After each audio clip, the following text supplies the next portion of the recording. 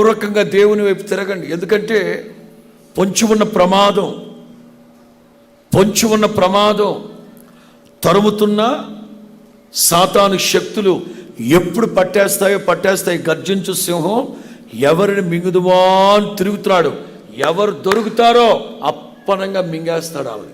అంచేత మీలో ఎవరైనా ఇంకా మారు మనసు లేకుండా, పశ్చాత్తాపం లేకుండా, పాప క్షమాపణ లేకుండా, పాపాలు పరిహరించబడతాయి అనే ఒక విచక్షణ వివేకం లేక ఏదో నామకే వస్తే భక్తి చేస్తున్నారేమో, ఇదే అనుకూలమైన సమయం, ఇదే రక్షణ దినం.